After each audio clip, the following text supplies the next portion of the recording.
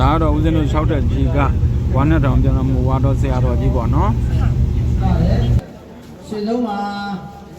ဘယ်လိုချုပ်လို့လည်းကြိုင်ရတာ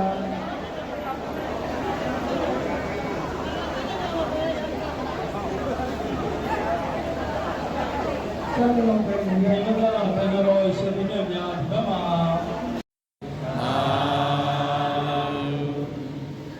ယခုလိုတပိတိကာအနိစ္စရေသွားကိစ္စကာရိယံ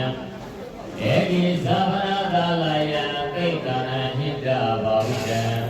ဘောတော်ဆရာတော်ဝကြီးညိုစီကလေးမြဥတေ